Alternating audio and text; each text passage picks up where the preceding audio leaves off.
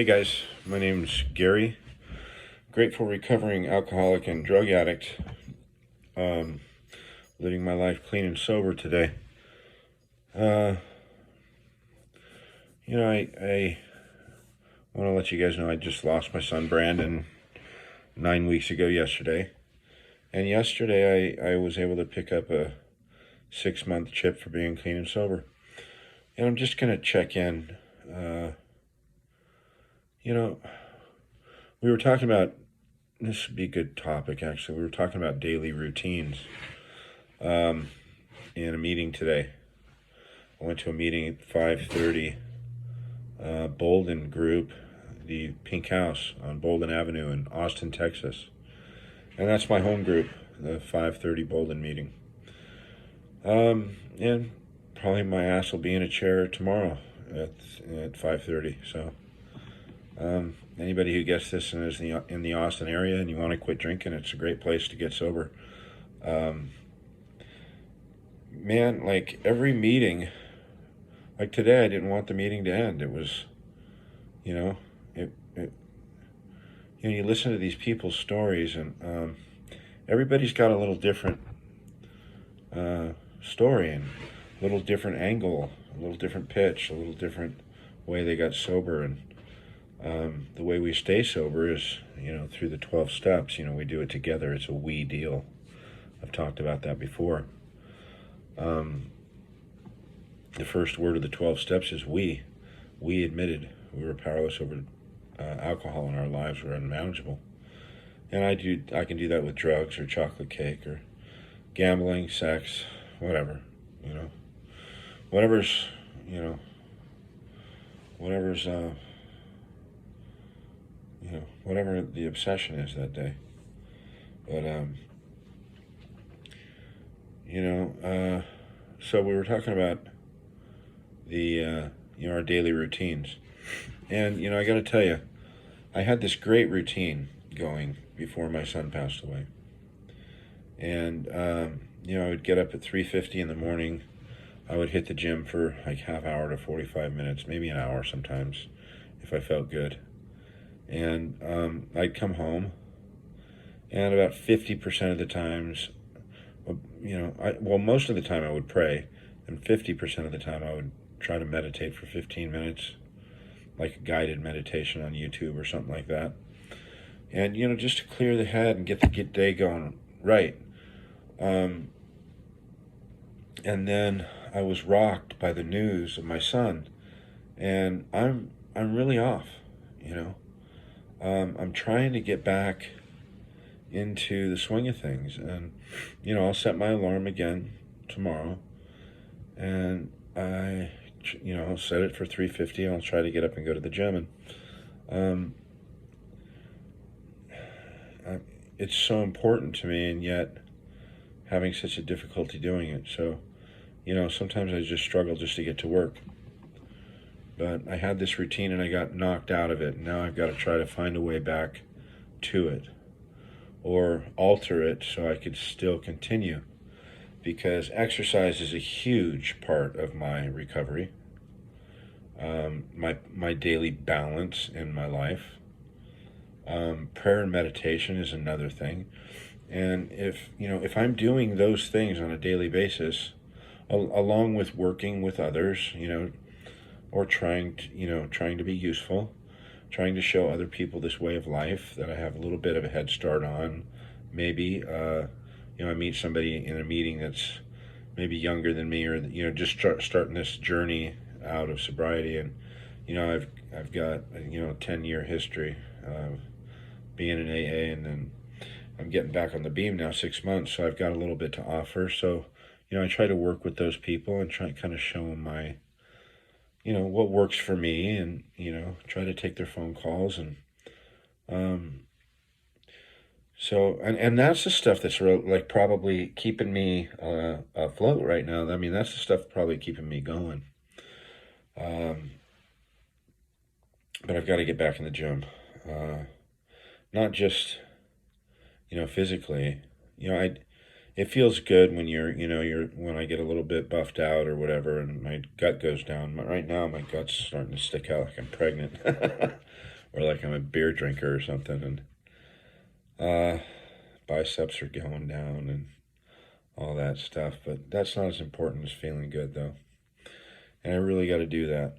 And uh,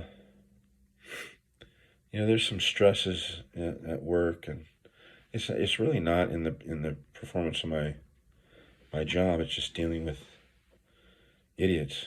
So people that I need to look at as they're not well, and I need to not mix it up with them. So that's always going to be there, no matter what you do. There's always going to be some knucklehead. Anywhere you go. And my deal is like learning how to live in the world with everyone, and it's never been easy, but it's getting easier, and I've got some steps to work around this stuff. So, but I'm gonna try to get back to my daily routine tomorrow. Um, it's I've been rocked. Like today, I got to tell you, yesterday was a great day. I'm aware, like yesterday I was fully aware I've lost a child, and I don't know how to explain it, but there's always this tugging. It's like a tugging on my heartstrings, and I can't see that going away. I mean, it's going to always be there. But I was functioning at a high level in the last few days, and yesterday especially, it was a good day, and took my 6-month chip, and I was going into another day just like that today, and got a lot done. Got in early this morning, and I try to get in before when I'm supposed to be in. I don't know, a half hour before when I'm supposed to be there, and I get at 6, and I had a good day. Good day with my partner in the office. A good day with my boss, and we were just attacking the day. We all kind of just attack it from a different angle and kind of work together as a team and get the shit done that needs to get done. And then I went to lunch. Felt pretty good. And how did it start? It started with a thought of, I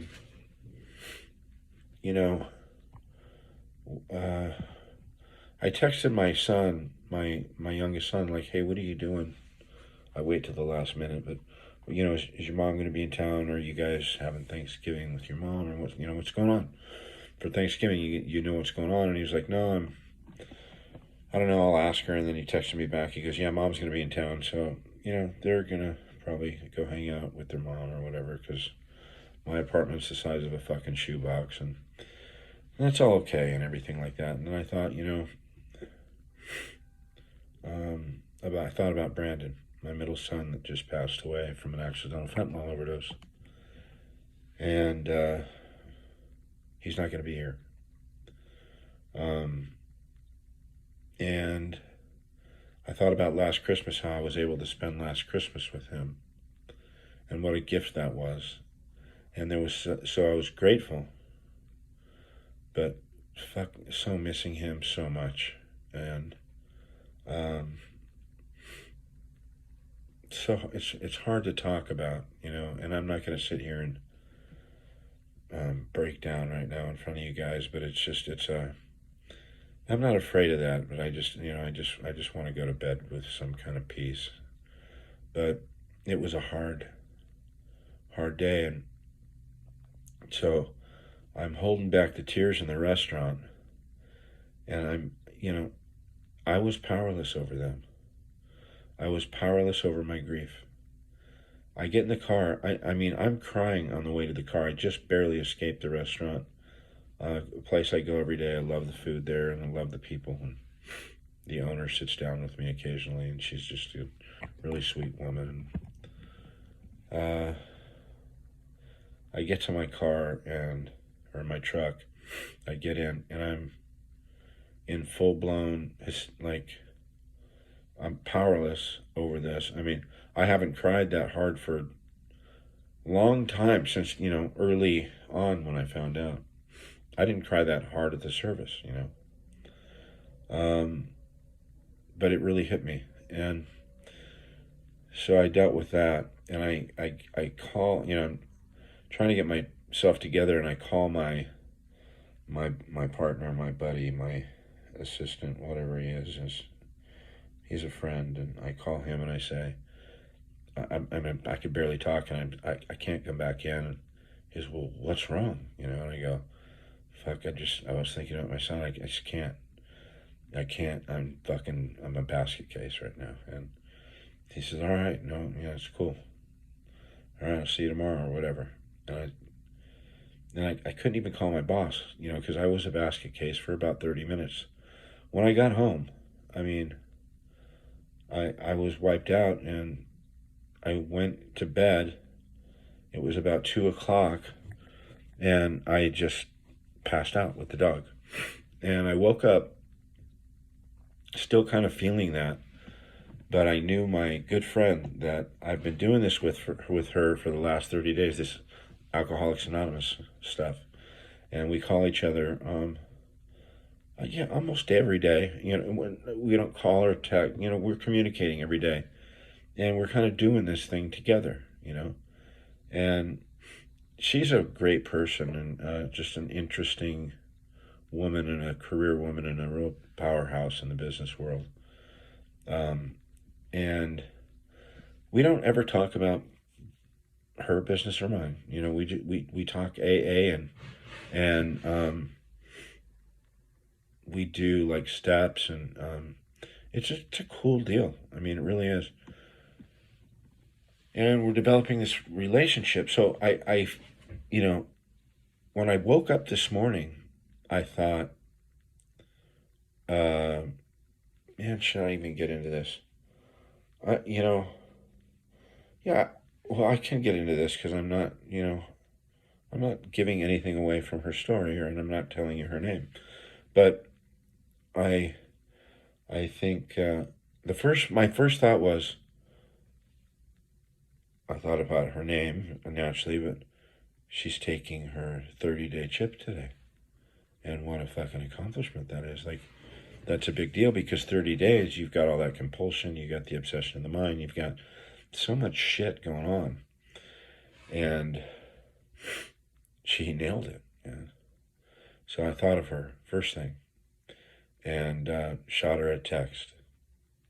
And so when I had got home, and we figured out, you know, she's going to go to the same meeting that we go to every day or whatever.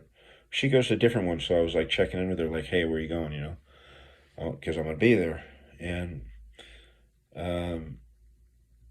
I came home and was able to sleep. You know, I held my dog. My dog knew something was up, and so did the cat. And we all just slept together. And they've been really good with me, man, my animals. They know something's wrong with their dad.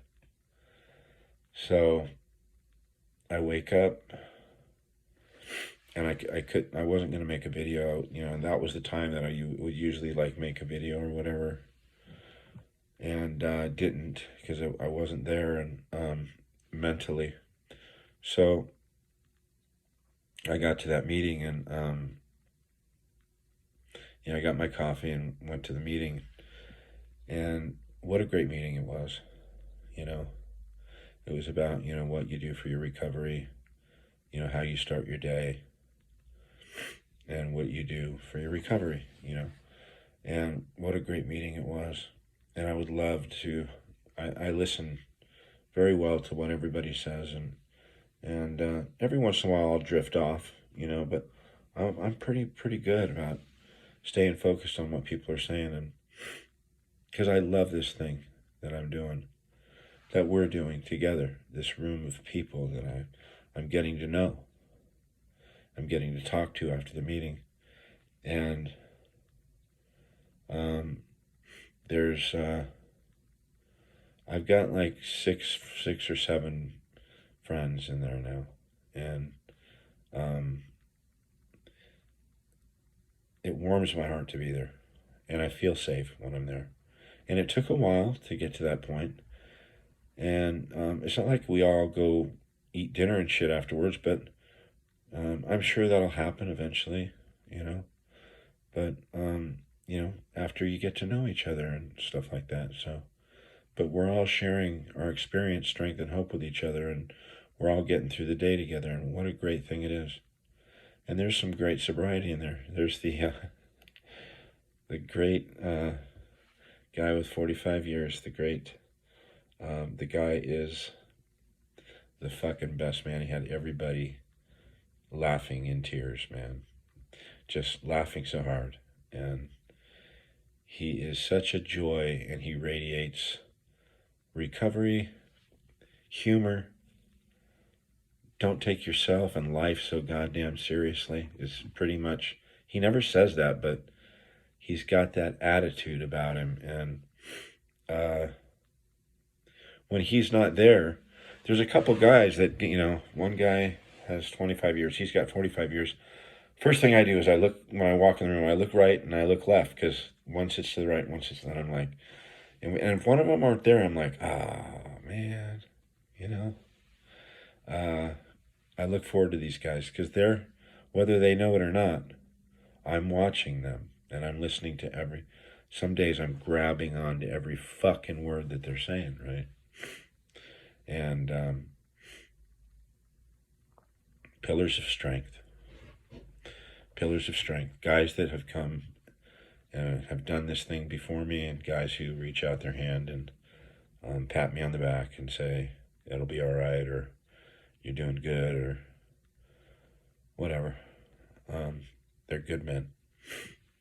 So, so I'm going to try to get back on track tomorrow, okay? I'll let you guys know how it goes. I was going to say something else, but I don't know. We're at 16 minutes. I'm having allergy attacks and shit like that right now, but it's grief is a hard thing, and it just comes. I'll just speak for myself, because I know it hits everybody differently. I don't know how it hits the next guy, but it hit me. It took me out today for the afternoon, and someone had mentioned to me earlier, like when this all happened with my son, somebody with some experience in this grief area, said, everybody cares, and everybody's surrounding you right now, but then life goes on, and people go about their day and go about their business and go about their lives, like people at work, and stuff like that.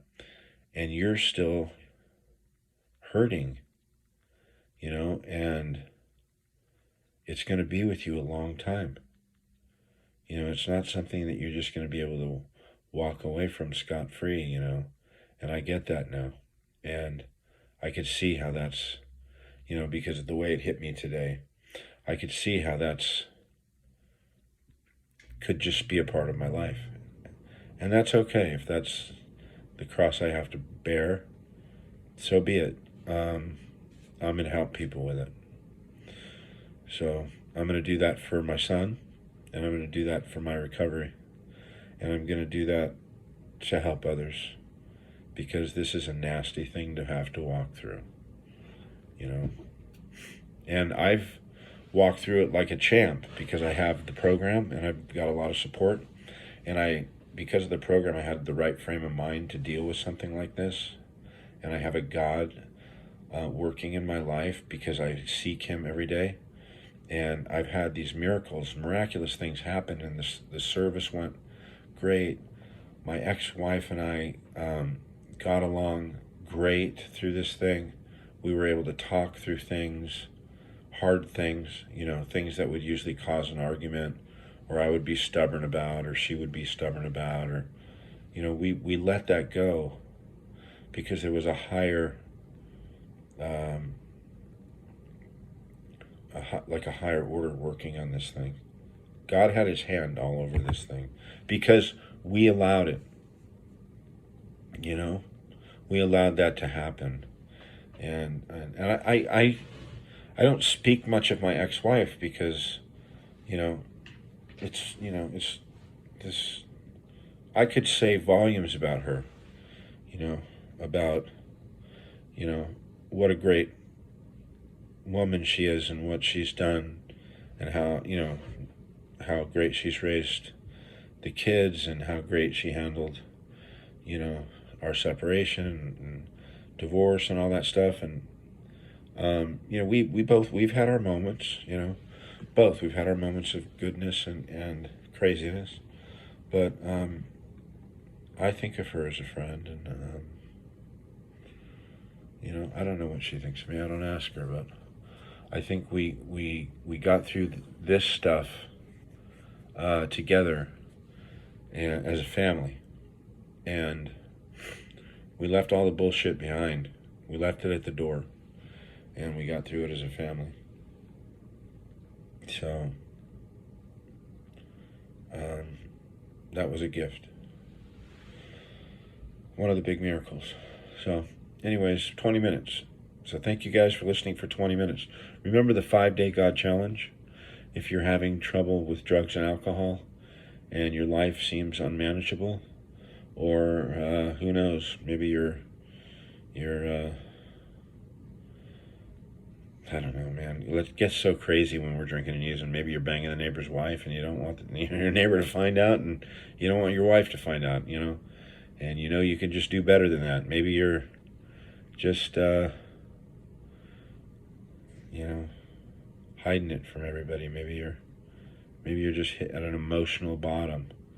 And when I knew, it just stopped working for me because drugs and alcohol worked for me, and maybe it's just stopped working for you, and you're at the lowest point of your life.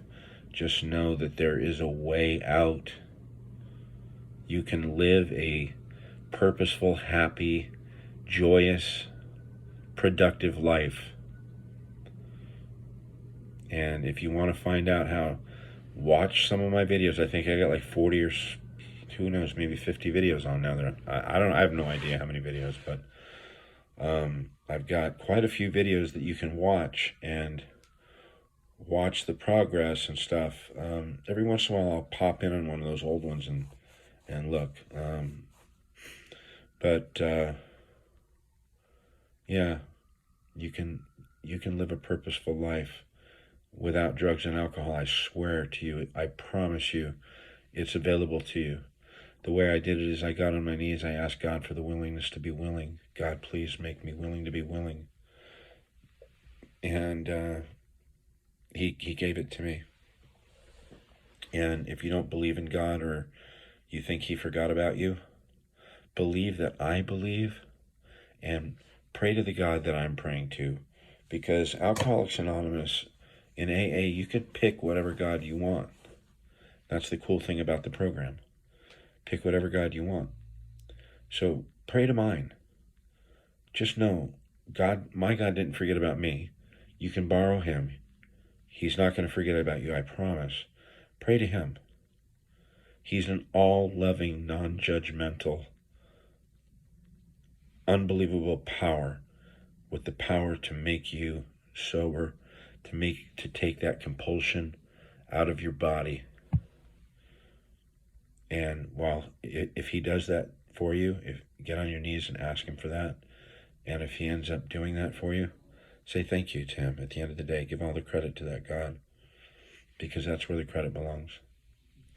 And then get up and do it again the next day. And, during the course of the day, do something kind for somebody. That's where it starts. It's just little acts of kindness. Little acts of kindness. You start developing some self-esteem. And it just grows. It mushrooms quickly. It just explodes from there. So, and